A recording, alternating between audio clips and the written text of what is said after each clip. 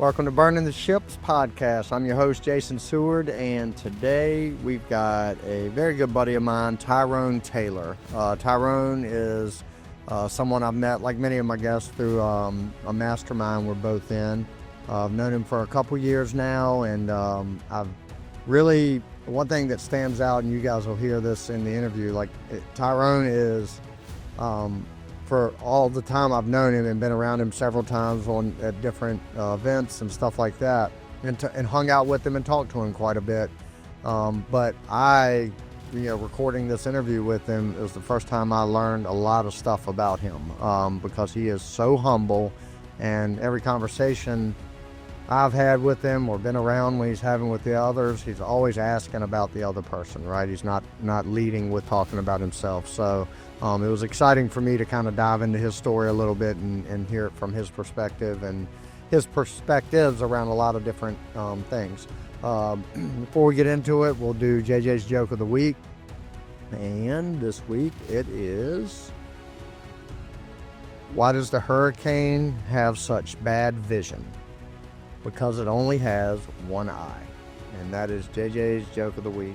So like I said, we got my buddy Tyrone on here this week, burning the ships with me. I think y'all will enjoy his story. He's a master class in resilience and just building something through a lot of turmoil and adversity, and really just keeping forward focus and pushing through all that to now with what he's got going on in real estate and everything else. A great father, a great husband, a great entrepreneur, and I'm excited to introduce you all to Tyrone. So let's get it going. Tyrone Taylor, welcome to Burning the Ships, my man.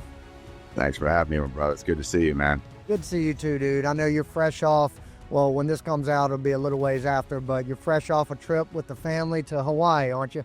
Man, I'm still readjusting. Yeah. Yeah. So y'all went down there with Legacy Family, which unfortunately that was the first trip I've missed with Legacy since I've been in for about 3 years now, and not the one I wanted to miss, but we just had so much going on at home I couldn't make it work. So I hear you, man. That's a long trip, man. It was and definitely a risky one for us. We're flying 13 hours, so 12 hours from Philly to layover in LAX, and then we had an hour layover, and then so 6 and 6, and we got 6-year-old and a 1-year-old. So yeah, it was a gamble. Well, y'all pulled it off and you're back, so that's good. So Yeah, before we started recording, I was telling you my wife and I went there. We were in Maui in 2019. I was telling you we had that legit conversation sitting on the beach, we could live here. We need to move to this place, but kids and work and all that stuff brought us home. So, but no, man, I'm happy to have you on. I know we've been back and forth trying to get this on the calendar for a while, and I'm happy to introduce you to our listeners, and you have an interesting story, so I can't wait to get into all that. But we'll kind of kick things off, Tyrone, I'll turn it over to you and just introduce yourself, who you are, where you're from, kind of a little bit about your story, and then we'll get right into it. Yeah, man, for sure. Appreciate it. So I'm born and raised Philadelphia. I'm on the East Coast, same as you, but a little north of you. So yeah, I grew up in Philadelphia, and growing up in the hood, as you might call it, right? Just you kind of came from not very much on the financial side of things. Like my parents struggled a lot when we were coming up, and that's definitely kind of molded me into who I am and why I do what I do as an entrepreneur and in real estate and all that stuff, which we'll get into, I'm sure. But yeah, man, coming up and, just grew up in a household, I was the youngest of 5. And we were rich in a lot of things, just money was not one of them. Right. So, my dad was kind of a blue collar guy growing up, watched him work a lot of blue collar labor jobs for years of my life. He was, working at a pharmaceutical manufacturing plant in Northeast Philly. So, just going through that experience and coming up in that realm where my parents just worked their asses off nonstop, right? It was multiple jobs sometimes, and and just doing what they needed to do to make things happen, put food on the table. But we were happy, right? They were just like grounded in like provide for the family. They were active in our community, like active in the church. Like they donated. I don't know where the money came from, but they donated to causes that they believe in. And we'd be like, Mom, what are you crazy? Like we don't even have like, but and through all that, like the one thing that really stuck with me growing up is the fact they never complained about anything, right? Especially my dad, like working the graveyard shift, like, I drop with Mom to drop him off at work sometimes. And, he's going to the plant and it's late at night. And if I didn't have school the next day, it's a Saturday or something, and I'd go back, take the ride to pick him up 8 o'clock in the morning. And, you could tell he's dead tired, exhausted, and still, greet us with a smile and just like, hey, what's going on? And it was just like another day. And at the time growing up, like I didn't realize like how impactful that was, right? The lessons I was learning in that, it was just like normal for me. But now as I've matured and realized like how much like the man that he was to be able to do that and lead by that example, like, it's one of the things I'm most grateful for. So, kind of same side or other side of it, my mom, she was the entrepreneur of the family. So, coming up, she was like involved in several different businesses. Like she always instilled in us like the power of just pursuing your own destiny and just living life on your own terms. She's always tell us like, you're capable of doing this on your own. If you want to do it, you could build something. Like you don't have to go work for somebody else and accept what they'll pay you and just live the rest of your life that way. Like you can, you could build something. So she'd always talk about like, you got to own assets, right? You got to own assets and you got to invest in yourself and you got to learn this stuff and it's out here and it's available for you. So kind of the interesting dynamic between those two examples is a lot of like kind of what led me to be who I am today. Right. Dude, you're hitting on something that is so important. So like your two examples, the people that influenced who you are in a lot of ways were a mixture of blue collar mindset and entrepreneurial spirit. And you combine those two things, which you have. What a freaking powerhouse, man. So I didn't realize that about your story, but yeah, carry on. I just wanted to make a point that's a powerful blend of influence. Thanks, man. Even as you say that, I'd never even thought about it that way. So that's interesting. Like, Yeah. Kind of that combination. But yeah, so I ended up so kind of growing up in the high school, I became a little bit of a computer nerd. Really enjoyed like tinkering on, computers, kind of taking them apart, putting them back together. So this is like 90s. I graduated high school 2001. And even before that, I always had like an engineering mind, right? My older brothers, like cousins, like they always were the type like work on their own cars. So we're like rebuilding stuff and tearing stuff apart and, doing tune-ups and all that kind of stuff. So like I kind of came up in that and just like learn how to work on stuff with my hands.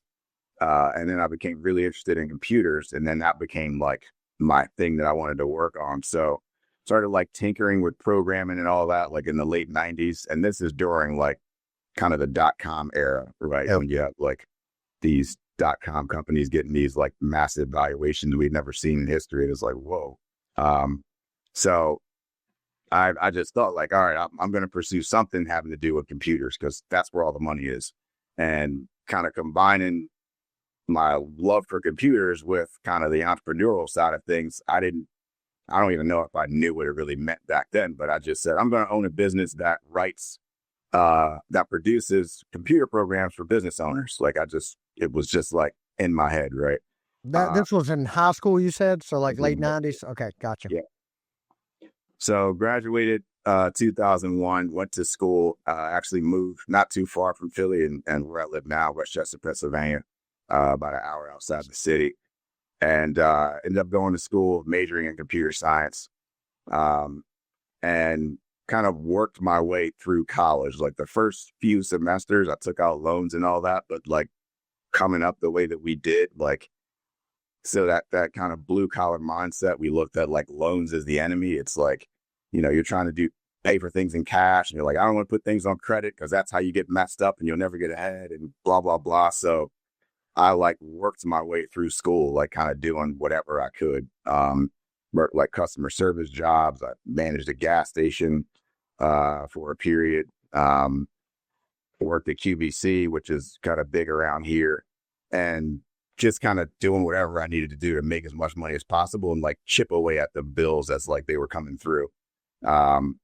Mixed up in that, I got, ended up bouncing at like pretty much had maybe half the bars like around here for a number of years.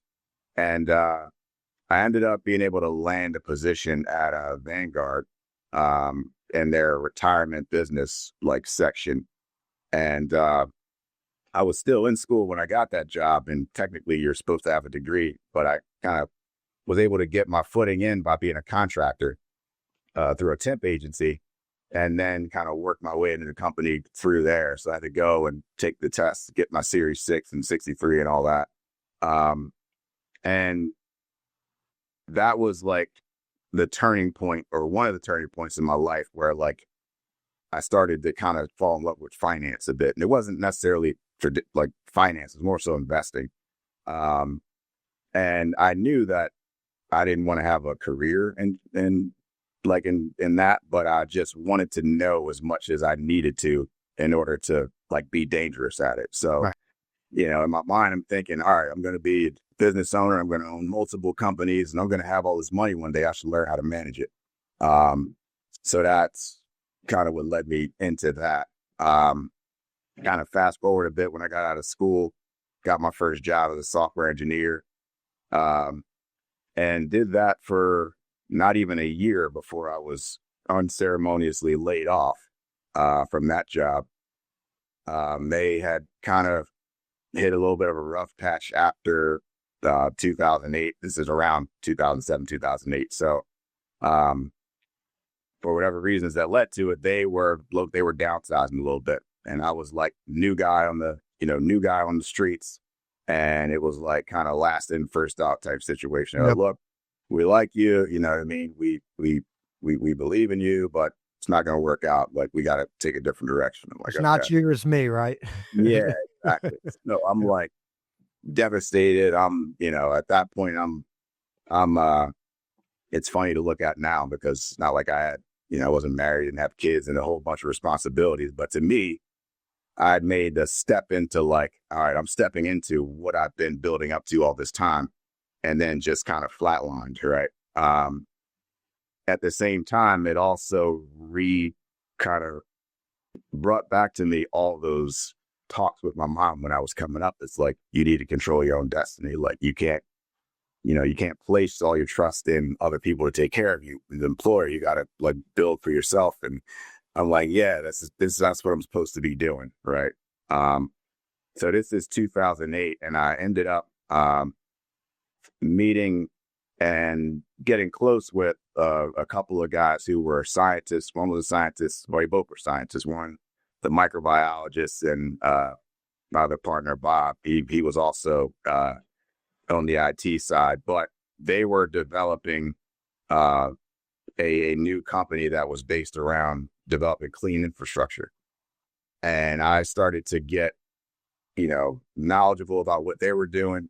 And other friends, mutual friends that knew Charles and I, they were just like, you guys, you should talk, because I think you guys kind of similar mindset. You would probably, really, resonate with each other on some things. So started working with them as kind of a consultant on the research side, and bringing some of my like software experience to helping them and what they were doing. And I just fell in love with it. All right. So the early days back then, we were mainly working with farmers and food processing companies. So, this guy coming from Philly grew up in pretty much concrete jungle. I'm then working on farms. Like, I'm going out, we're meeting with farmers where I'm in shit pits collecting waste samples. You know what I mean? We're bringing them back to the lab. Charles and the other scientists that we're working with, they're like analyzing these things, and they're pulling the microbes out of them. And I just saw the connection between what I was doing and the bigger impact that it could have to solve like the waste management issues in the farming community. So I became like very passionate about that. I still own that business today, but it's more of a consulting company where we work with other land and facility owners who are trying to like build their facilities. Right. Back then, we were actually designing to build the facilities ourselves, which is a lot more of a big boy game. Um, and that comes with risks that we would later on learn very clearly. Right. Uh, yeah, so that was 2008, called 2009. We ended up developing a waste energy facility, the first phase of it in Lancaster County, PA. We ended up getting that facility patented for our waste processing, like the processes and everything that we designed into it. So we have several patents on that facility. And at that point, we are building this as a model that we're just basically going to stamp, starting in kind of the mid-Atlantic region where we are. But obviously, the runoff issues associated with farming waste being like a nationwide and, even worldwide problem. So we're like, Right. all right, we start here. It was like a, multi 8-9 figure business plan. And it was, we were off to the races. Fast forward 3, 4, 5 years later, we're in 2014, 2015, and we hit some pretty big challenges in that business, with some facilities that we were working on. A lot of that, as you know, and I know you know a lot about the, farming industry and all that, but utilities, energy, that's like big business, right? And so much of that is outside of, was outside of our control, to the degree where we had projects that were in the pipeline and we were just getting smashed for like zoning, things we couldn't get approved. Investors pulling out on us, kind of in the 9th and 10th hour and just leaving us, kind of with our hands up, like we made all these commitments. What do we do now? Right. And just several other things like that happened a few times. And then I found myself in a different place because I was a business owner and it seemed like I, built some success for myself. But then remembering where I was when I transitioned out of IT, feeling helpless again. It was like, I own it now, but I still don't control, what's going to happen to me. Right. My wife and I were getting ready to get married at that point. We're talking about, the family we want to create and our vision for the future and all that. And I just realized that I can't build it on a business that's so kind of susceptible to like outside influence, right? Yep. The industry has a little shift or regulations change or, anything, and then we're dead in the water. So again, my mom comes back to me, in my head, you got to own assets. You got to have something to fall back on. And funny enough, my mom had taken me to my first real estate investing conference. I don't remember what year it was, but I'm pretty sure I was either in 8th or 9th grade. I was at the Philadelphia Convention Center.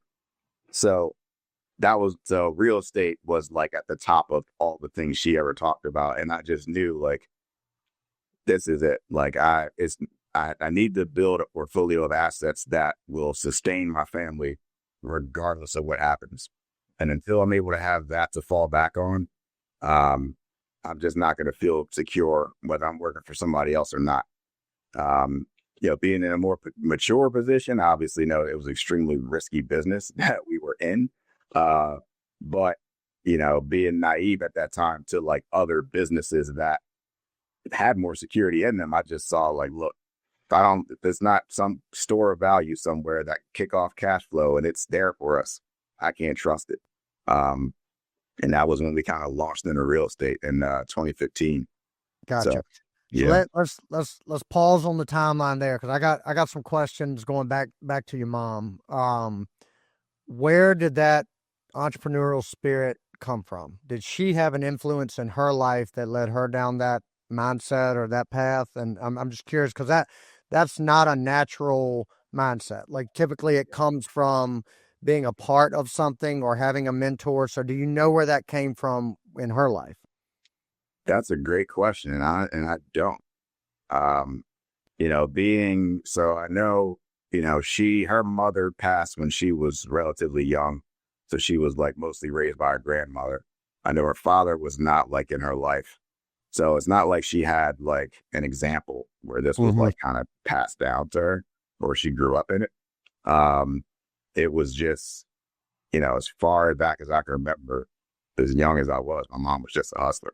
Yeah. And And, a lot of times I see like that can come from, if you didn't have a mentor, you might have life circumstances that a lot of people this happens to, where they go through a lot of struggles. Like you mentioned, like her mom wasn't around, dad wasn't around, she lived with the grandma. That that's hardship, right? And that's a lot of adversity that she had no control over. So that can lead to a mindset of, no, I'm going to take control over my life, with that mindset of, I need to think like an entrepreneur. I need to build things on my own and not rely on somebody else. So you saying that probably is where that mindset came from. And you, as her son, and you said you had four siblings, right? It was yeah, five of y'all. yeah, Yeah, you probably wanted to instill at a very early age into all of y'all, like, this is how you think. Like, y'all are, I may not be here to take care of you. Your dad may not be here to take care of you. You need to learn to take care of yourself. So, would you agree that that might be some of it, yeah. that's where it came That's a from? great perspective on that. Yeah. Great perspective on that. Her not having that, you know, to back her up, just being like, you have to build it for yourself. That makes perfect sense. Yeah. And Yeah. you touched on something else, and that I can definitely relate to this, because like as you were talking about the early ages and your dad working so hard, and but always having that smile on his face. My I guess the way I can relate to that is my dad wasn't around. He was out of my life at an early age, about when I was 8 or 10, and then kind of in Mhm. and out thereafter. But my mom was the way your dad was, in the Yeah. sense that she worked her ass off. It was her and us three kids. We had no money, but I never knew it. I never felt it. I never felt. Now I know she would go in her room at night and cry, and I know that she would just, there's so much stress on her. But in front of us, she made us believe that we were the richest kids on the block, or in our county. And man, that has power. Like that influence on young kids to know, and what it taught me, and what I'm able to take from that and apply to my life today, as I know you are as well, that there, like, it was tough back then, and now looking back on it, I can see how tough it is, and we got through it with smiles on my face. So any adversity that comes from to me through business or personally, or just a hard day, or I get a flat tire, I can laugh it off, because I've been through way worse, right? Yeah. It kind of, in a way, it calibrates your perspective on life going Mhm. through that, right? And do you feel the same way? Yeah. Yeah. 100%. And, I'd say through that, you're built different. Yeah. Right. And Right. I'd say the same for myself. It's just like the way I tend to look at things, like if I don't die, I'm going to figure it out. Yeah. Right. So shit didn't kill me. Like we'll be all right. Like we'll Right. make, I yeah. had a guest on a couple months ago, said, I love this, and I'm paraphrasing, but he said, we're sitting here having this conversation. We're breathing. That means we have made it through 100% of the things we faced in life, right? If you're breathing, you're batting 1,000 on life, right? Yeah. So, I mean, that was a interesting perspective, and I've been thinking about it a lot lately. Like, I'm breathing. That's If you're breathing, you're winning, and so we keep moving on, and keep on doing better. So, all right, so let's go back to 2015, and now you're starting to get into real estate. So what did that look like at that point? So so back then, it still is now, but especially back then, it was like a constant stream of just like HGTV ruled the airways, right? It Yeah, was right. all the, I don't even know the names of the flipper flops and whatever else it was. So my wife and I, we didn't watch TV. We watched HGTV when it was on. It was like, um, and we were like, we didn't realize we were studying the market, but we were always just looking at the market and just seeing, wow, that sold for that. That sold for. We were like genuinely interested in how much things were transacting for, even though we weren't like ready to buy anything. Right? We lived in a 1-bedroom apartment back then, and my wife was a high school English teacher, um, and our goal was to get into real estate. We did not have a clear picture as to how that would go out, but we just knew we wanted to eventually own apartment buildings. And that was just what we associated with having wealth for some reason, right? The things, it was like, all right, well, we just gonna, we're just going to figure out how to get into this and flip houses and make some money. And then eventually we're going to start buying, houses and eventually buy buildings. And it was just kind of in our minds. We're like, no mentorship or really having a set path. We're just like, had an idea of what we thought we knew based on watching a bunch of TV. So now, did you still have revenue or income coming in from the business at this point? I did. It was little. Okay. Right? It was not sustainable. We had periods where things were good and we had projects rolling and we're kicking, cash is coming in and we're paying ourselves. And then we had times where things tightened up. Right. And it was like, all right, the partners, we come together and we're like, all right, we're going to shut down payroll, stop paying ourselves because we're going to reinvest everything in this project. Right. And we want to get this project through. We just got to fund it for the next, 8, 12 months, get it through pre-development.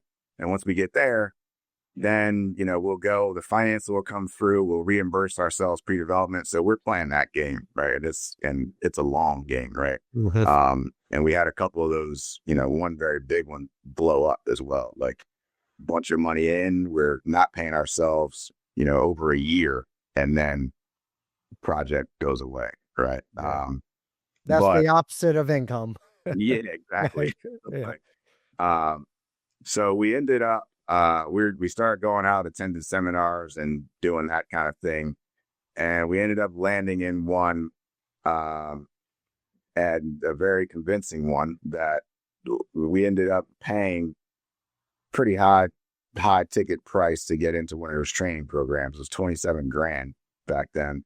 And 27 grand we didn't have, we're making it month to month and putting money together and figuring that out. And, it's one of those things, you can wholesale houses, you can flip houses. We're going to show you how to do it and you'll make double that back on your first deal. And we're weary, kind of, I don't know about all that, if we should do this. And we go sit through like their weekend long pre-training thing. And then they sell you on the big package. And we made a decision like, all right, you know what? Let's just do it. Let's take the leap. So not to say I would do that again. Right. But the one thing it did do, I did learn some stuff, but $27,000 for a week of training is a ton of money. And we know what their business model is. But it was, for me, it put us in a place where I knew like this has to succeed. Then it becomes you put so much on yourself. And I was like, I thought about real estate. This is no longer optional.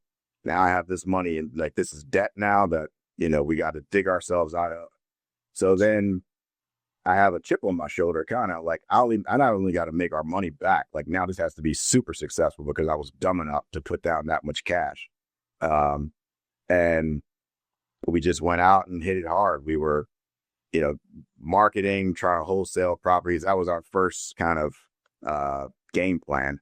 They teach you, you can make money with no credit, no money, and without owning it, and blah, blah, blah, all the wholesale kind of selling points. So we were like, all right, that sounds good. Make 10, 15 grand in 2 weeks. That took, I don't know, maybe 7, 8 months where the first deal came through. Right. So that was just all about persistence, grit, man.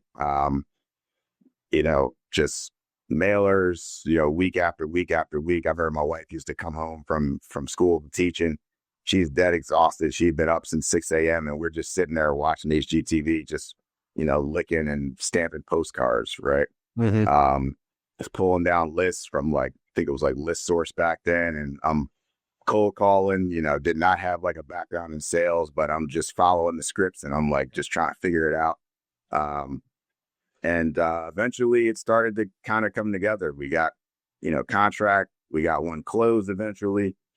And that rolled into us starting to flip a few deals. A few years later, a couple, 2, 3 years later, it's like mid 2017. we got approached by a friend of ours back then who owned a Remax brokerage. And he's like, look, I see you guys are doing this. You're growing. Like, I think you'd be really good at property management. I'm starting a property management division. And I'm trying to grow it, because he was trying to keep his investment clients in-house, right? So he's managing properties for investors. They're buying them from other firms that have management in-house, and they're jumping ship. Yep. So, we talked about it, and we're like, all right, I don't know, I don't really want to work for you though, right? How about we joint venture and we start a management company, right? So that's what we did.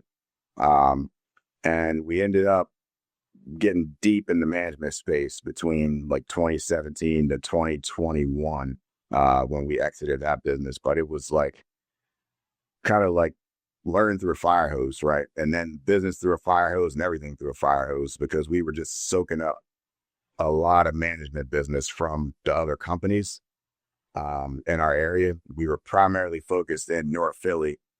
And when you're wholesaling, you're flipping, and you got the management, like our business was being driven by the investors we were serving, right? So I own my business, but really I'm working for these guys. Right. It goes back to the same thing you said before. Like you're dependent upon something else in order for you to survive in your business. Yeah. And it's funny how you at different points, you like, I've stepped up and then did the same, I've stepped up into a new form of a job, even though it's my business now. Yep. So the guys that were our biggest clients were primarily like just buying up sections of Philly. They were focused on like soaking up college student rentals. So we ended up building our management business around that. So at the height of it, we were managing about 350 something units for 40 clients, and like 80% of them were like college students. So it was like Temple University, Drexel U, and Philadelphia. And then we kind of had some scattered out in the suburbs. But if you could imagine most of your tenants, you got hundreds of tenants, and then each one of these houses, we have, 3, 4, 5 different students, right? So it's like, they're all rooming houses, a lot of them. And these are tenants that do not give a crap about that place they're living in. Yeah. I was a college student one time living in an apartment, renting it. So I know how that goes. So. Yeah. So, your tenants are addicted to drugs and alcohol. Right. Right. So that was crazy. It was, I wouldn't give it back for anything, because I learned so much through that period. I feel like it really positioned me in real estate to be comfortable kind of just taking on almost anything, because I felt like I had seen the worst of it. Right. Yeah. And we had wild things. Like we had tenants get killed, unfortunately, back then. We had like cars run in through how, like all the worst calls you could imagine ever getting, like in the middle of the night. Yep. Like we had. I'm pausing for a second. Were you still buying property yourself at this time, or was it 100% focused on the management company? Pretty much like 100% focused. Okay. And we had picked up the units that we picked up. We were flipping and selling. We were trying to get the cash flow. We picked up one unit during the time we were managing. Got it. One property we still have, but that ended up being kind of the realization that we had a few years later. And it was after COVID. So we're after at least the core part of COVID. So it's like late 2020. And we came together, and it's like, so my wife, myself, my partner, Bryce, who had joined us early on in the company. And we're like, we're killing ourselves. This is stupid. And we don't own any of this stuff. Right. We got into it to own our own assets, and it's never going to happen like this. And ironically or coincidentally, we were also in the process of doing a bunch of tax assessment. We were challenging tax assessments for our management clients. So Philly kind of rolled out a new assessment on some areas of the city, and they hit North Philly, and then everybody's taxes like jumped like crazy, like 50%, 75% doubled. And my partner says, hey, why don't we, to challenge this, all you got to do is submit this form, and you got to submit comps, and then we can get their taxes knocked down, and we just charge them flat fee.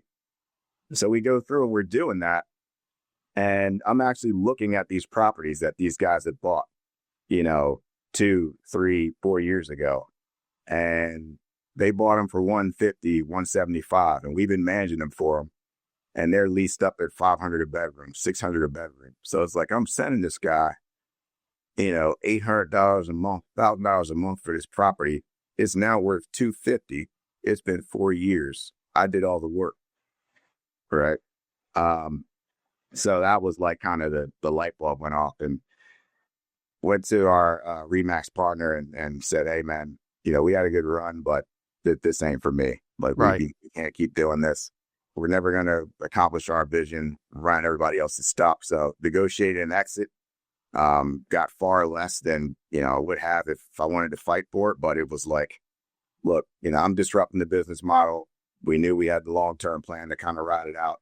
I just want my time and my energy back to be able to focus on what I really want to do. So we took what we could get, got out of it. And then at that point, we decided we're not going to manage anything else that we don't own ever again. And we've just been building our portfolio since then. That was early 2021. Yeah. I think I met you. First time I met you, I think, was in Nashville, which was October of 2022 at a legacy event. Mm-hmm. So that wasn't long after that exit. So I've got a bunch of questions written down, but I kind of want you to take us to this point. So from that point, now you're all in. You're building your own portfolio. Mm-hmm. Finally, at a point where you're doing what your mama's been preaching to you since you were a kid, owning assets. So what did it look like over since then through today? So the earlier days, we came out, we were hungry. And, we had been working double super overtime. So mind you, I still had the other business, the infrastructure, where we're consulting. So it's a lighter load at that point. During that time, my wife and I had our first kid. So my son, a couple years old. And just being released from the management company, getting out of that, it felt like I had a new leash on life. Like, I have all this energy, I have all this experience. We've kind of built a decent name for ourselves. Like, we have a solid network. I'm just going to soak up whatever I can, right? And I just got out there in the streets, and we're hunting for deals. And we ended up picking up our first 32 units in the first year. So that was across a few deals. I think that was 1, 12, 8, 3. That was 3 properties. No, 4. Yeah, so we picked up those few deals, and it was, the value add side of things was where we were focused, because that was what we knew, starting out wholesaling and flipping and doing all that. I'm still kind of a wholesaler at heart when I look at deals. If I'm not getting a deal, it's not my deal. So I went out with that mindset. We were comfortable kind of dealing with the rough stuff from like all the stuff we've been through in property management and flipping properties. So we said, all right, we're going to get to the commercial side of things, get over 5 units where we can get those valuations just by increasing the NOI. And we're just going to turn units and push these buildings. And then back then, when interest rates were, ungodly low, we're like, we're just going to fix them up. We're going to burr them. So we're going to burr apartment buildings. Yep. So we did that, and, kind of fast forward, we've been doing that, and we picked up other deals along the way. And we got closer to 2023, 2024, we started to go through some pretty rough times. So soaking up that many like value add units, looking back at my management experience, I thought, well, I was managing hundreds of units, but this is nothing. Mm-hmm. But it's a different animal, right? Much different animal. We're buying these old buildings in the Northeast. These are built 1890s, 1900s through 1920, whatever. In C-class areas, and it was not as easy as we thought it was going to be. Quite frankly, like the pro forma matching reality rarely happens. Like we learned that very clearly. And we got to a point where cash flow, like really, we went from having a lot of cash flow in the portfolio and it dried up. So tenant issues, turnovers, people not paying rent and having issues getting people out in Philly kind of stuck us pretty bad on a couple deals. Then reality hit. And that's really been like one of the biggest, I guess, points of maturity for me as an investor over the past 3 years, like just learning the cycles and how to manage and like what it really means to build a sustainable portfolio and how to architect it so that it's sustainable. Right. I've learned so much through that, that we got to a point where we're like, all right, now we just got to muscle down and get this done. So we're coming out of pocket. We're like getting units turned over, doing whatever we need to do just to get through. And our hardest year was probably 2023 going into 2024. I'd say up to the middle of last year, we started to kind of free up some cash flow a bit, but that was eye opening for me. Yeah. Yeah. I want to point out something that I think, I keep connecting this back to your parents because I love trying to figure out correlations and stuff like that. So you talk about 2023, early 2024. I was around you several times through that time period. Yeah. I had no clue you were going through a tough time in your business. And the point, and I'm not that I should have, but my point there is back to your father showing up after working a night shift with a smile on his face. Mm-hmm. Let's go have fun. Y'all ready to play? Whatever. Always positive. At the events I saw you at, you were always positive. It was never your default mode is to be genuinely curious about whatever everybody else has going on. You never talked about the troubles you were, and you did in the right, at the right time, in the right moments when you were given space at like roundtables and stuff to do that. But overall, you were happy, you were positive, because that's the influence and the role model that was given to you at an early age. And that allowed you that. So a lot of people would and did crumble during those times, right? A lot of people in the similar shoes as you hit that adversity and ran from it and just threw their hands up. I'm out. I can't handle the stress, and either sold everything, moved on to a different business, went and got a job. You muscled up, like you said, and which is in your nature. And I'm sure your wife is very similar, and y'all gritted your teeth and got through it. And now, because you did, on the other end, things are obviously getting better, correct? Yeah. Yep. 100%, man. 100%. Yeah. And I love seeing that resilience, because it gives me goosebumps, because so many people, I preach it on here. I try to practice it in my own life, both personally and in business. But so many people give up and throw in the towel right as they're on the brink of a breakthrough, a major breakthrough to what could lead to major success and happiness, but they just give up because they don't have that grit.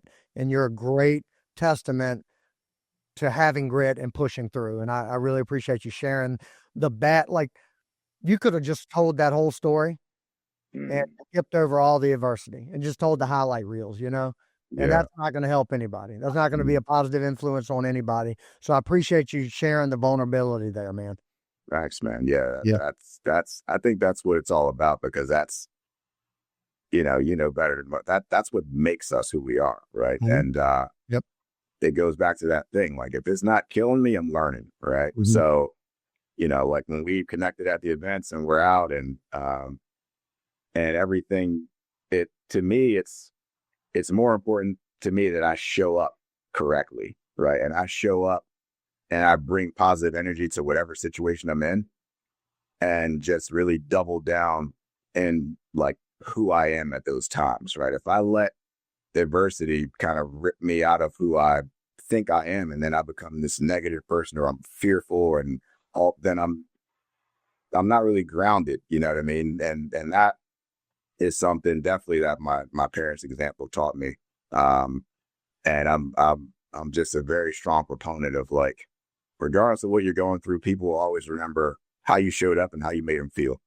right? No If I doubt. feel up like, woe is me, and this is going on, and oh my God, and I don't know what I'm going to do. And it's like, you go home from Nashville and you're like, yeah, Tyrone seemed like cool. Guy's going through a lot of shit, man. I mean, it's terrible. I mean, maybe get that guy a call, make sure he doesn't jump off the deep end. You know what I mean? But, Right. um, the timing is right. We can share, but for me, it's like, I got to put myself in position to actually get the knowledge that I need. Right. So that again is that showing up with positivity and really just trying to make sure that everybody I come into contact with, I'm able to impact positively in some way, even if it's just, a hug.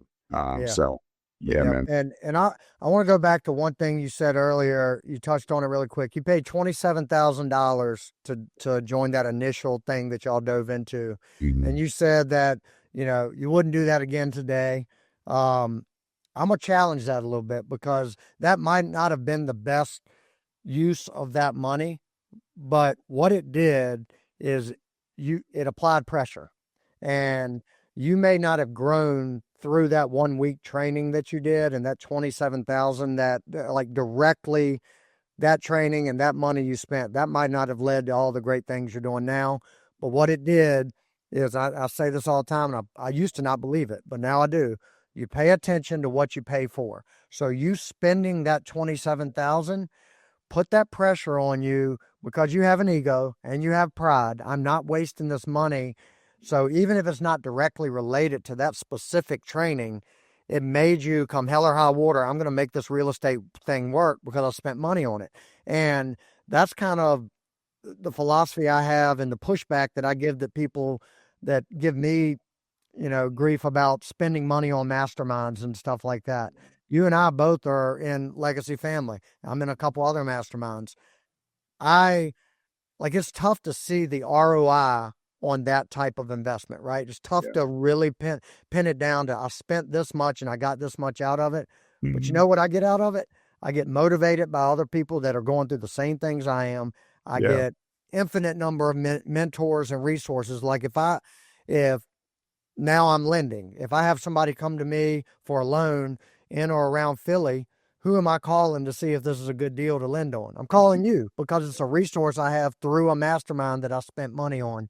And I Mhm. pay attention to everything I'm learning and everything that's offered through this because I'm spending money and applying that pressure. So that 27,000, while the ROI might not have come directly from that training, it sounds like it catapulted everything that came behind it. Yeah. Yeah. Man, that's powerful perspective because it's exactly right. Yeah. Right. It'd be not to say that I think I'd still be in real estate, right? But would I be where I am if I didn't do that? I honestly can't say, right? Right.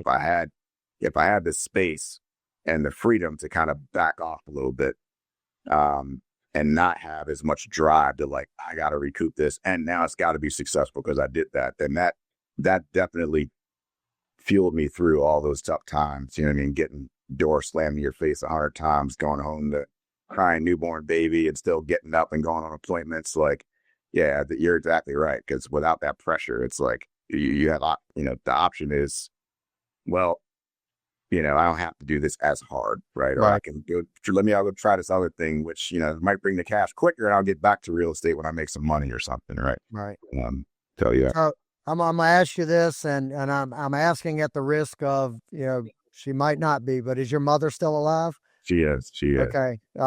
She's got to be proud of what you've done, man.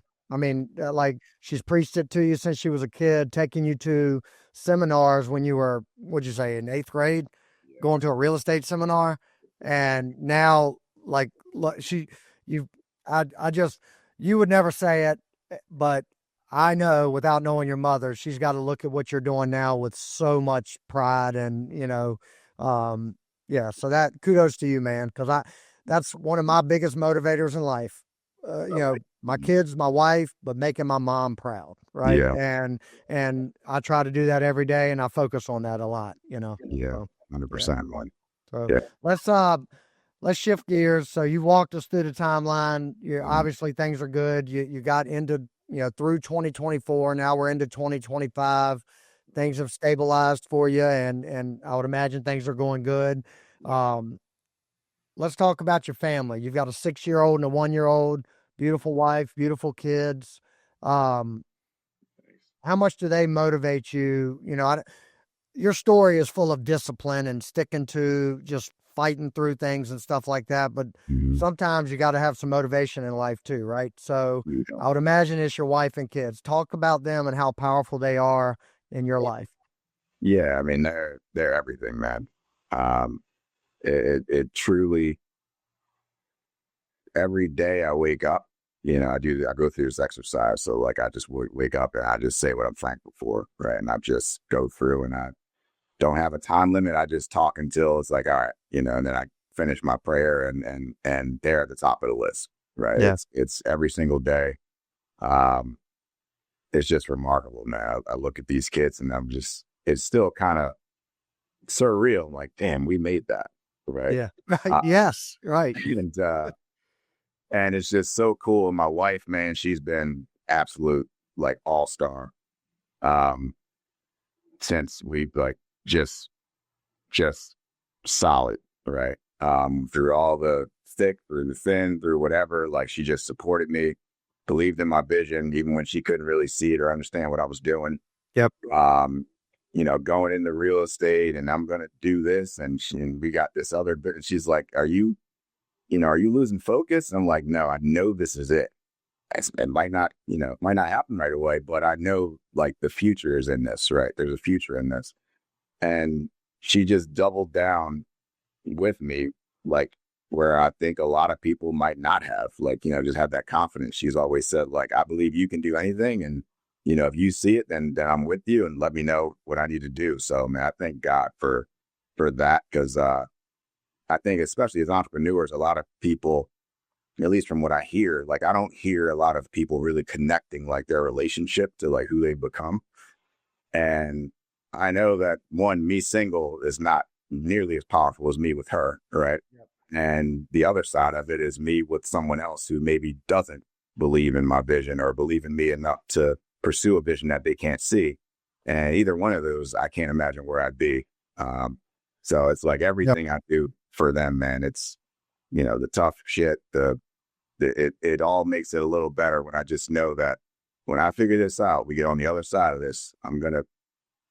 We're working to be able to live a life where we have the time freedom and the financial freedom for me to spend as much time as I want with them and for us to go wherever we want and just have that like boundless joy together.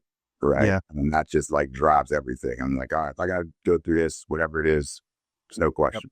Your number, talk about the unit count, talk about the business, the ups and downs. Your number one asset in life is your spouse. Your most important thing to get right is your spouse. And I'm having that same experience that you are with my wife.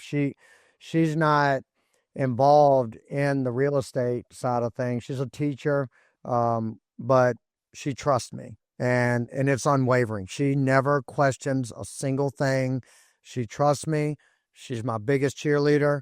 She supports me. She will defend me if anybody's talking, bad about me. She is my number one supporter and asset in everything I'm doing. And to your point, um, it's pretty nice, even through the hard times, to come home to a spouse that smiles at you, that hugs you, that loves you, no matter what, even on the bad days. And sometimes you got to have that to get to the next day, right? And it's powerful, man. I think it's a cheat code. It's a cheat code to have a powerful spouse, both ways, And I try to be that same spouse for her and support all of her dreams and thoughts and let her whatever I can do to make her feel important, because she is, Mhm. and she does that same thing to me. And because of that, we're being good influences on our children, and y'all are doing the same. So, and um, one last thing I want to touch on. You are, anybody watching this is only seeing you from the neck up. You're about, you are a very fit individual, and clearly you've kept that at the forefront of what you do. And obviously, that comes with the big muscles and the fit body, and you're healthy and stuff like that. But what does that mean deeper than that to you, to stay healthy, to stay vibrant, to stay physically capable as a father, a man, all these things? Yeah, man, that's a great question. And for me, when I was younger, like in college, just I was a bit of a meathead, but it was more about kind of just looking the part back then. Um, I've always been like kind of physically just I've just always been physically, I guess, blessed, I would say. I don't know. Like I Yeah. was always like pretty strong, like growing up. Even before I played sports, I was strong. I liked to like lift weights, doing that with my older brothers. And I always just kind of took to get my hands on things and like making myself work. Then I got into college, and then most of my friends were like kind of in the fitness world, or they were on football team or whatever. We all worked out together and did all that stuff. So it, uh, it always has been like a core piece of who I am, kind of like maintaining my confidence and just, making me feel, confident and able. And then as I got a little bit older, kind of getting out of college, um, the maturity came with it, where I just always wanted to be like able to do whatever I want to do. And since then, that's just the same track I've been on. It's like I want to stay in physical form, where whether I want to go for a run, or I want to hop in the pool and swim, or I want to go hiking for a few hours, or I want to run around with my kids all day long.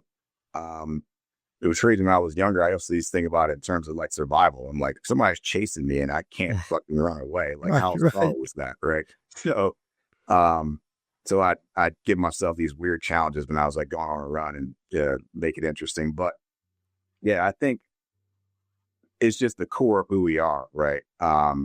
It grounds you in discipline.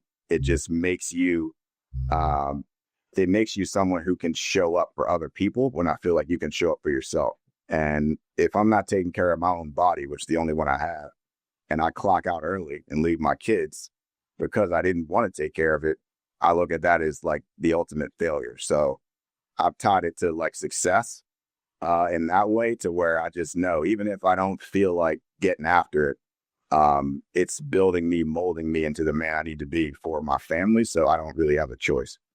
Yeah, I couldn't agree more. I talk about it all the time. It's the aesthetics of it. They're long gone. Like, I mean, obviously, I want to look good and I want to be respected for being fit and all that stuff. But now the primary motivator, and I have put a lot of thought into this, and I'm sure you have too. Your kids are 6 and 1. How Yeah. old are you? About 40? 41. 41. Yeah. Your kids, and your 1 year old in 30 years, you're going to be 71. And, and is your youngest a boy or girl? Boy. Okay. He might have kids, he might not, but he's going to want to say, Dad, hey man, we're going out here for the weekend. We're going hiking up Mount, whatever. You're going to be 71 years old. And I think about this all the time. Am I going to be physically capable of doing that? And because that's what they want, that's what they need. And I owe it to my family to be physically capable as long as I can possibly be that way. And if I don't do the things now, eat right, exercise daily, do my things now, then I'm not going to be that way. And they're not going to be, they'll be proud of me in certain ways, but they're not going to be proud of the fact that I've let myself go and I'm not able to do those things. So that is kind of a game I play in my mind every day when I'm going through a hard workout or a hard run, or just mentally trying to get myself in. Like, as soon as I get done with this podcast, my office is right next to the YMCA. I'm going over there to get on the treadmill. I don't want to do it. I'm tired, man. I've been on like back-to-back calls today, but I do it because 70-year-old me is going on that hike with my son and my daughter, right? And I could get hit by a bus tomorrow and none of that might be possible, but that's how I view everything. And I'm glad to hear it sounds like you're on the same path. So Yeah, man. I love how you projected that far in the future, right? Even that, I yeah, look at them being like teenagers and us running around, but you look at 70, that's a driver, right? yeah, it Yeah. is. And if we slip up now, it ain't gonna happen. Yeah. Once you hit your 50s and 60s, and that ship has sailed, it's very difficult to get it back without, like medically getting it back, and stuff like that. So, yeah, Yeah. man, and I always like to end on that, the family and the fitness part of this, because the business, none of that matters without the other stuff, right? And that's a backseat to the things that are most important, which are the ones that love you the most and the reason you're doing all the business stuff. So, I mean, I love your story, man. A lot of it I didn't know. I've gotten to know you pretty well, but not that in depth. So, and that's why I love these conversations Yeah. and Been sharing awesome. it with folks. And I think I made a ton of notes, but a couple key takeaways that I want folks listening to gather, and it's becoming a common theme with the guests that I have on, but success is not overnight, right? And like it might seem like Tyrone, if for folks that go and follow you on um, social media, you're doing these daily posts or every so often kind of a day in the life, and it looks great and it looks glamorous. But you just laid out a timeline from back to 2005, 2008, and things have not been great, right? You have just been plowing through hurdle after hurdle, brick wall after brick wall, and here you are. And it goes back to what I say all the time. So many people, so many potential millionaires have given up right before a breakthrough because they just Mhm. didn't grit through it. And thankfully for you and your family, you have never given up. And here you are, you've had your breakthrough, you're stabilizing things. And to your mother's point, you now own assets that are going to feed you for the rest of your life, right? So it's a great story, inspirational story. And the message is just keep going no matter where you are in this journey, right? Yeah.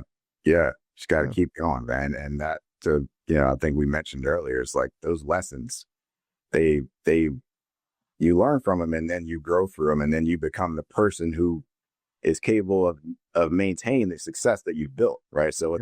it's all good as long as you Yep. don't die. Right. Right. Exactly. Like all that, Yep. through the portfolio tightening up and like those were the greatest lessons. I wouldn't trade that for anything. Right. And now we're in a place where we're moving faster along than we had before because we know what to do and we're focused on the right assets and those kind of things. But what if I build a massive portfolio and then that happened, right? Yeah. When the stakes are that much higher, right? And Right.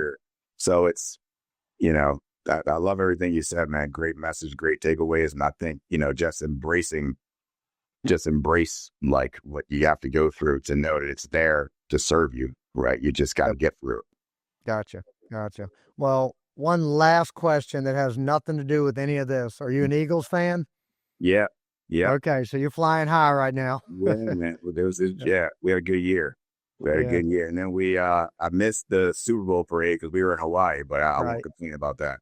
Yeah. That got chaotic from what I could see. So, but Tyrone, man, it's been a pleasure, man. I'm glad we finally connected, and like I said, it's been great for me to hear your story. And are you gonna make it to Napa the next Legacy event? I'm 50-50, man. Okay. I hope to. And I want to bring my wife. She's actually going to Europe the week after that.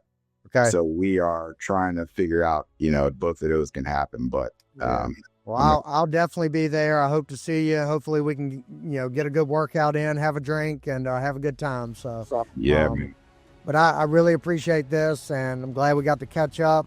And appreciate you joining us on Burning the Ships, my man. Same here, bro. Thanks for having me. It's been a pleasure catching up, man. Always great to talk to you, and I look forward to it again. Yes, sir. Take care. All right, you too. Thank you for tuning in to this episode of Burning the Ships. I want to give a special thanks to our sponsor, 608B Capital, helping real estate investors secure fast, reliable funding to fuel their boldest moves. If you're ready to take your investing to the next level, visit 608bcapital.com to learn more. If you found value in today's episode, please take a moment to rate and review the podcast. Your feedback not only helps us improve, but it also helps us reach more people who are ready to burn the ships and commit fully to their goals. And don't forget to share the episode with someone who needs that extra push to take bold action. I'll leave you with this. Burning the ships isn't just about removing the option to retreat. It's about unlocking the courage to charge forward. No matter the odds, the past is behind you and the future is yours to conquer. Thank you for listening, and I'll see you next time on Burning the Ships.